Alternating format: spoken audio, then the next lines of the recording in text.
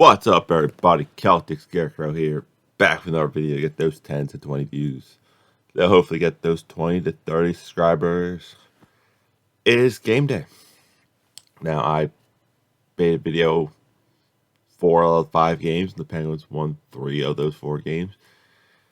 And quite honestly, we kind of got robbed that last game. Don't believe me? I have video evidence. Ready? Look, I changed a few things. No more nameplate. The thing come down. It's this play right here. This play. Now, we're even going to enhance a little bit. See? Watch. We're going to enhance. Enhance. Now, the key is to keep the eye on the Rangers player's stick. Now watch, I'm going to mute it because I don't want to get copyrighted. This is what leads to their 4th goal. It was 3-4, Rangers on a power play. And actually I need headphones. Found the headphones. Oh no, can't say I'm not a real hockey fan. My headphones are held together with hockey tape. I don't know why I'm putting headphones on. I need headphones on for this one. And watch his stick. Boyle's coming in. Stick right to the skates. Down goes Boyle. And as I skip ahead, it's the same sequence. The Rangers score the game-winning goal. Now, I'm not saying the Penguins would have won that game. No. What I'm saying is the Rangers shouldn't have won that, had that goal count as their game winner. Now, today's video is going to be one of 2 videos because I made a video for yesterday. Unfortunately, the clip said I cannot, it'll be blocked if I used it. So I'm making a new video today. I'm either going to be reacting to relive the final seconds of each Stanley Cup from 2000 to last year, or an alternate history, or not alternate history, simplified history. That's the guy.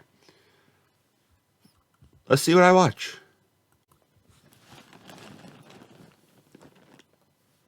Okay, on to plan C.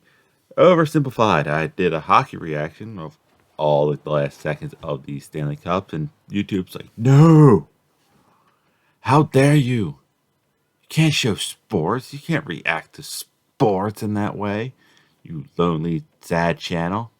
No! So let's go with OverSimplified. Thing I have seen before. I do love it. And let's learn some stuff as I'm trying to learn Monster Hunter Rise. Yeah, I kind of sucked at that game a little bit ago, so just playing around with weapons. Look at that beautiful dog. Hold on. Look at him. I love him. I don't mind the cat. But we're here for reactions. OverSimplified, The American Revolution, Part 1.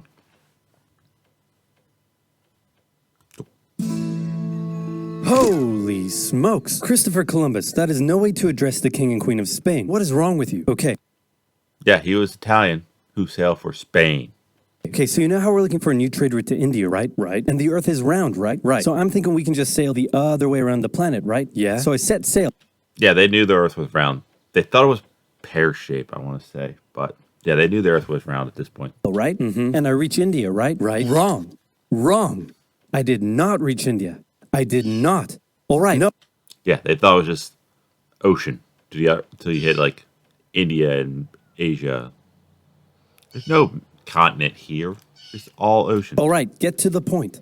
Did you know there's a whole nother freaking continent out there? Okay, and do you think I should care about this? Why? Oh, I have invisible potion. I'm sorry, did I forget to mention there's gold everywhere? Gold? Columbus landed in Central America in October 1492, and he had the time of his life. And by that I mean he went on a huge theft and murder spree. He stole gold, jewelry, people, and a hammock. And then he never set foot in the United States of America. returned to show off all of his riches, including a few previously undiscovered items such as tobacco, the pineapple, turkeys, and a hammock. Now I know what you're thinking, but oversimplified, Columbus didn't discover America, the Vikings did. And you'd be partially right. In the 11th century, Leif Erikson was the first European to land in America. But hey, if you love Vikings so much, then why don't you check out today's sponsor, Vikings War of... No, I don't get ads. You don't get ads. Also, the Vikings came in and kind of got their shit kicked in by... Yeah, you don't get ads, I don't get ads. I'm going to edit that Plans out. is a mobile game that was inspired by building Sims Warfare's iconic competing box below and get the special under my name life oversimplified. Now where was I? Yeah, get back to it. Oh yeah, Columbus, time of his life, hammock. And suddenly the race was on to explore and conquer the New World. After a couple centuries of warring with the natives and each other, the European powers had claimed quite a lot of land, including this area, which both the English and the French claimed as theirs. One day the French said, I'm gonna build some forts along here. And the English were like, could you not? And the French said, sorry, but no, I could not. And they went ahead and built their forts, which pissed off the English. Yeah, because England and France always got along throughout history. So they sent an up-and-coming British lieutenant colonel by the name of George Washington with a combined force of British troops and Native Americans. After a short battle, the French commander said, all right, we surrender. Okay, boys, pack it up. There's surrender. Oh, sorry, was I not meant to split his head open with a tomahawk? Don't worry, it's not like this will start a 7-year-long major global conflict. And what happened next was a 7-year-long major global conflict, which Great Britain won. At the peace negotiations, Spain gave up Florida, while France gave up all of I don't know why Spain gave anything up. its territories in North America. But Britain's victory came at a cost, a £60 million cost. It's a lot today. Imagine that back in wherever that was. They were 1776 era, so now broke, 1760s. in a lot of debt, and had to come up with some way to repay it. So they went to the colonies and said, okay, listen up. So a huge part of the war was spent protecting you from the French, and now we have no money because of it. So... I'm not sure what you're saying here. Okay, so we spent a lot of money protecting you from the French, right? Right. And now we're broke. That certainly is a pickle. Listen to me. We spent all of our money protecting you, and now we need money. Can you please pay us back some money? No. Okay, we're just going to go ahead and tax you. In 1764... All the people out there were like, oh, free college, all this stuff. Oh, what if we paid a little more taxes? Look what we started our country over. Think of the tax percentage. We pay more in sales tax than they want to pay in tea. Britain introduced the Sugar Act, forcing the colonists to import sugar and molasses exclusively from the British and to pay duties on them. Then a year later, they introduced the extremely controversial Stamp Act, and it worked a little something like this. Hello, shopkeep. Hello, Mr. Bungleberry. Here's the deed for your new shack. Stamp. That'll be 3 pence, please. Wait, what was that? It's the new tax. I get a stamp on any paper or documentation I make, and you have to pay for it. Would you like to see this pamphlet that explains everything? Yes, please. Sales tax. Okay. Stamp. 2 pence, please. This is awful. You know what? Just give me a deck of cards so I can go gamble my pain away. Okay. No. Don't do it. Stamp. Obviously, the... And another ad, which... Yeah. Everyone who's want to just raise taxes on the whole thing, think how our country got founded. The colonists were like, hey, my dudes, this new tax legislation right here, this is BS. Until now, they had enjoyed relative freedom to rule themselves, and now suddenly Britain was asserting its control. They were especially unhappy because they didn't have any representatives in the parliament that was levying taxes on them. So they protested. Orators gave fiery speeches. British goods were boycotted, and anyone loyal to the British found themselves increasingly harassed. The whole thing actually began to take quite a toll on British business, and after just a couple years, the British were forced to repeal the Stamp Act. But we still desperately need money. What should we do? We could try taxing the colonies. Great idea. Wait, didn't we? Telling our government, oh no, we're spending trillions of dollars. What should we do? Let's just add more taxes. Literally just try that and it failed miserably? Man, look at me. I look fabulous. Have you ever seen such a handsome boy? No siree, Georgie. No way. You're the handsomest, smartest, most popular king Is that a fidget spinner on the table? that ever lived, and everybody likes you. You're doing such a good job. Your Majesty? Oh, you're still here. Get the hell out. So in 1766, the British made a declaration saying, we can do what we want because we're in charge and you can all go suck it. Then they levied a whole bunch of new taxes on the Americans via import duties. Glass? There's a tax for that. Lead? There's a tax for that. Paper? Tea? Oil? There's a tax for that. And once again, the Americans boycotted British goods, British business felt the pinch, and the British had to back down. Alright, this is ridiculous. They're my colonies and I have to be able to assert my control. Repeal all the new taxes except for the one on tea. Also send 1,000 troops to Boston to take control. Oh, and make the colonists pay for them. And as British troops arrived, the tension in Boston was palpable. You could cut it with a knife, and it was all about to come to a head. On March 5th, a band of local patriots began heckling a British guard at the customs house. More and more Americans joined in the heckling, while more British troops turned up in support of their comrade. Snowballs were thrown at the British. The snowballs turned to rocks, the rocks to oyster shells. The soldiers, outnumbered, The fear that oyster shells will come before the rocks. panicked. One thing leads to another, and you can see where this is going. 5 The shot heard around the world. civilians were killed. The Patriot press throughout the colonies declared the Boston Massacre an unwarranted crime committed against the people of Boston by the cruel British, and the anger continued to grow. A British revenue schooner that ran aground in Rhode Island was burned by the locals. When it came to light that the governor of Massachusetts supported the suppression of the colonists, his house was burned by the locals. And next, the colonists would set their sights on the remaining tax on tea. On December 16th, 1773, a band of patriots known as the Sons of Liberty disguised themselves No girls allowed. It probably was back then. as Native Americans, marched down to Boston These guys, Native Americans, you're all pretty pale natives. Harbor, boarded a British merchant ship loaded with tea, and in front of thousands of spectators, threw nearly 10,000 pounds worth of tea overboard. The British were disgusted, and they punished Massachusetts with a vengeance. They dissolved its General Assembly, revoked their charter, and sent 3,000 more troops to occupy the city, meaning Boston and Massachusetts were now essentially under the direct rule of Great Britain. Yeah, unfortunately, that great rule was across the ocean, and they had boats powered by the wind and the tide, so... And oh boy, were the people pissed. The other colonies saw what was happening and worried they might be next. So they called a brain trust to decide what to do. 56 delegates from 12 colonies gathered and met in Philadelphia at the... Yeah, people thought Philly was going to be our nation's capital. Good call Bell on that trash dump. First Continental Congress, and the roll call read like a who's who of America's finest thinkers. I'm talking lawyers extraordinaire Johnny A. and Johnny J., experienced military commander George Washington, businessman and future alcoholic beverage Samuel Adams, fiery orator Patty H., guy who married a rich lady Big J. Dickinson. And while they weren't present at the first Congress, soon names like James Madison, Benjamin Franklin, Thomas Jefferson, and much later Alexander Hamilton would all serve time in the Continental Congress. The question now, though, was what to do about the British. After much bitter debate and disagreement, they eventually agreed on an amazing solution. They would simply ask the British to stop. Can you stop?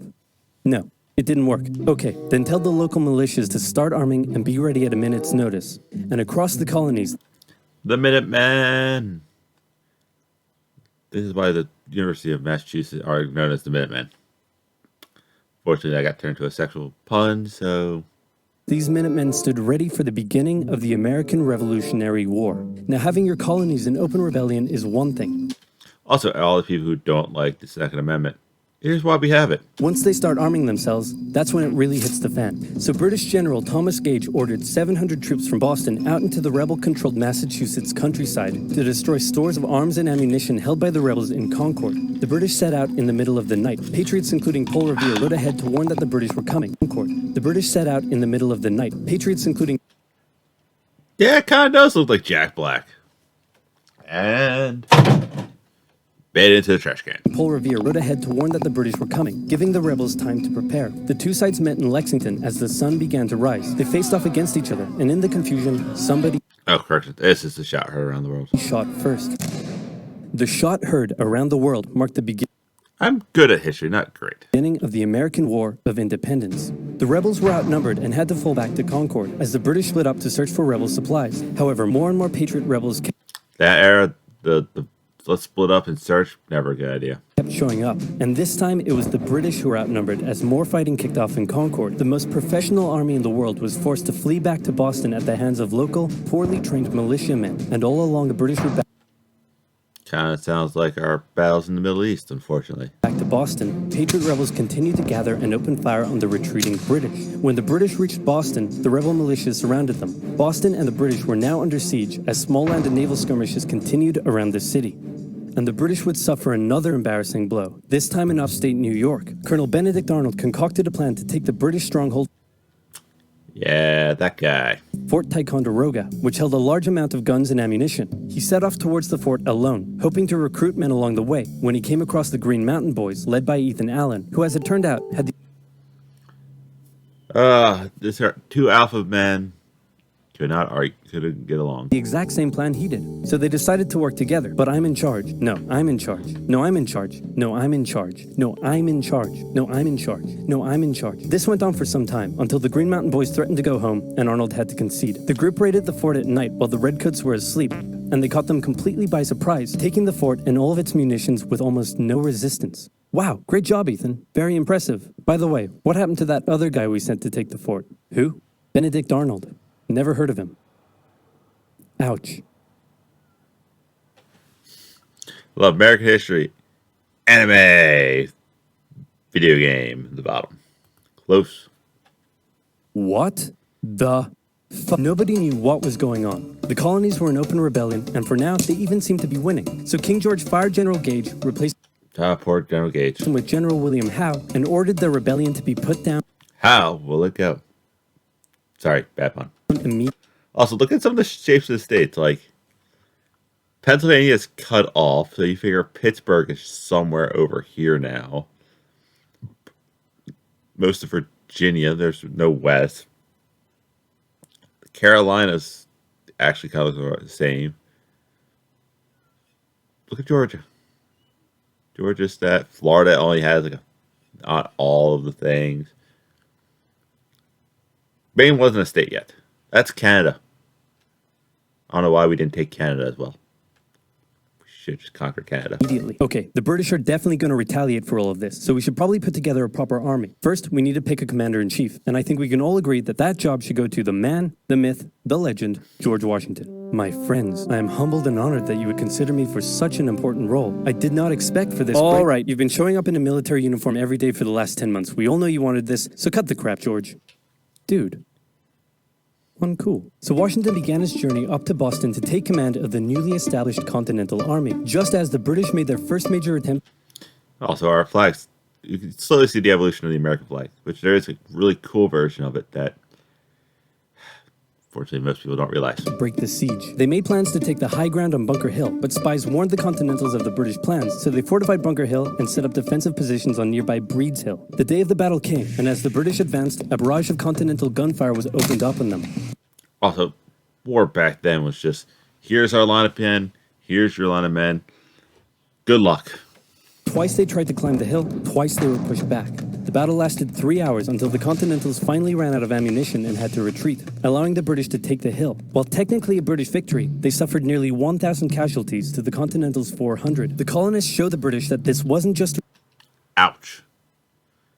Yeah, back then for the Americans, it was not about like, we don't need to win a lot of these wars. We just need to come out on top with less dead. a rebellion. It was war, and they were ready The heck is that green dot out there? Atlantis? for it. But one thing they weren't sure about was why they were fighting. While some radicals were starting to throw around the I word, most hoped to eventually repair their relationship with Great Britain. So they sent a letter to King George saying, "Hey man, looks like things aren't going your way. Remove the taxes and let's be friends? I'm gonna kick your ass.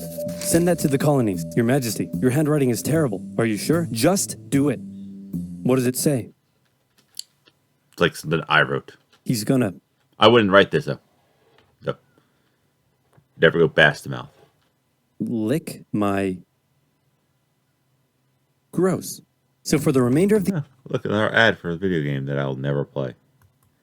Unless they sponsor me, which probably never happens so. year, small engagements continued to occur around the colonies. The British burned down the towns of Falmouth, Massachusetts, and Norfolk, Yeah, Falmouth, Massachusetts, way up here. This was all considered Massachusetts. Well, there's what we know it is. Virginia, as revenge for earlier anti-British incidents. These actions played right into the hands of patriot propaganda. Overseas, the British were seen as brutes, and the French and Spanish would soon begin sending supplies to the rebel cause. During this time, Also, yeah, I remember the French just like pissing off the British. They're like, "Oh, you're fighting them?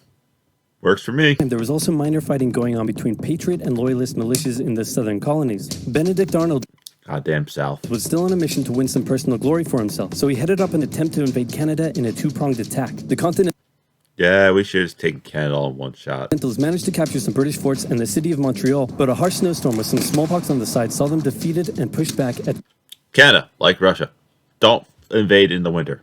Quebec City, and they were forced to retreat all the way to Fort Ticonderoga. Speaking of which, remember all those guns and ammunition? Well, this guy's got a plan for what to do with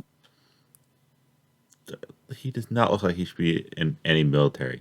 them. He uses oxen to drag 120,000 pounds of artillery for 2 months through the harsh winter, 300 miles all the way to Washington and his Continental Army surrounding Boston. Boom. Washington's got himself some big guns, which is fortunate because up until now his army had been suffering through the cold winter, not knowing when the siege would end. Now, they could make a move. Washington wanted to launch a full assault on the city, but his junior officers felt the British were too fortified, and to his credit, Washington was great at hearing and taking on board the ideas of others. Signs of a great leader. I wouldn't do this, sir. That's a stupid move. I have a slightly better idea. What if we do this? Huh.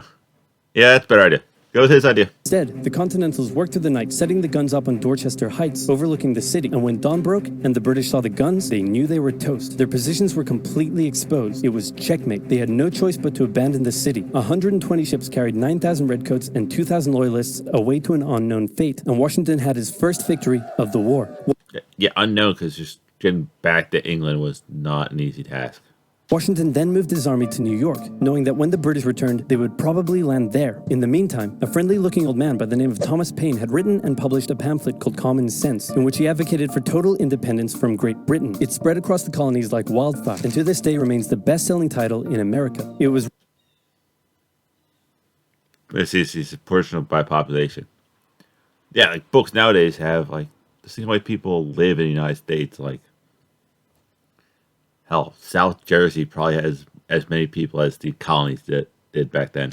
read aloud in taverns and meeting halls and brought the idea of independence into the mainstream. Congress began to seriously consider the idea. Thomas Jefferson was selected to write up an official Declaration of Independence, and he went hard, writing that all men are created equal, with certain inalienable rights, including life, liberty, and the pursuit of happiness. Of course, Jefferson had over 100 slaves, but we don't have to talk about that. Yeah, apparently he did write in like the freedom of all men, including the slaves, but then he feared he would lose support for the South, so he took it out. On the 2nd of July, Congress voted unanimously in favor of independence, and John Adams declared that the 2nd of July would go down as the most remembered day in American history. Then a couple days later, independence actually came into effect. The United States of America was born. There was no turning back now. The Americans tore down a statue of King George in New York and melted him down into 42,000 musket balls. Yeah, what do we do with the statue we tore down now? Nothing. To the British, it was treason, and if the king had his way, Washington and all of Congress would be hung. Speaking of the British, guess who's back? The king sent an intimidating force of 130 warships and 25,000 men to New York. Washington knew that taking on the most powerful military in the world wouldn't be easy. The British set up camp on Staten Island as the Americans dug into defensive positions around Brooklyn Heights, waiting for an attack to come. But the British just waited, wearing down Yeah, mind games. their opponent's nerve while building their own strength. At one point, they launched a big scary artillery barrage and then said, you know, if I was you right now, I'd probably sue for peace. But Washington told them to shove it. The Americans kept holding out for what was coming, and when they finally hit, they hit hard. 15,000 British troops approached the American position, and the two sides fired on each other in massive rows. But what the Americans didn't realize was they were only fighting a decoy. The main British force was going around to flank the Americans from Flanky tactic. Always good. Yeah, even like the video games I was playing now, like when I was playing like games like Destiny or Halo, I'm playing with a buddy. One of us charges, the other one swings around, takes him out from behind. And when they arrived, they inflicted heavy casualties. The Americans panicked and retreated back to Brooklyn Heights, where they then found themselves trapped between the British Army and the river. It looked as though the Goddamn East River. war was Probably a lot cleaner than it will ever be again. already lost. But luckily, instead of attacking, the British decided to dig in for a siege, and then a thick fog set in, allowing Washington's army to escape across the river Yeah, a lot of American history is based on just pure luck. Like, Washington captured there, we probably don't win. unimpeded. The British continued to chase and engage the Americans up Manhattan, and the Americans suffered defeat after defeat after defeat. It was a disaster. Washington's leadership was called into question, as thousands of American POWs were left to rot as traitors. Washington's army fled through New Jersey all the way down to Pennsylvania. Rarely had an army been Look at that. so badly North Jersey gets conquered, not the South. beaten. yet survived to fight another Back when South Jersey was pretty much like a haunted forest. day. That's it. That's the end of part one. You know, maybe I'll do part two for game one of the second round. I don't want to do part two for game 7 of this round. Let's just, boys, let's just win it tonight. This is a good luck video. I will be doing a watch along on the Twitch channel. Follow me on all the socials. Keep update whenever I drop a video. Go live. Make a stupid comment like, MJF going to WWE. I wonder who's going to manage. Because, they were going to do that with Adam Cole, who is a more established and better wrestler than MJF. But that's all I got. I will see you weird people tonight at Puck Drop on Twitch.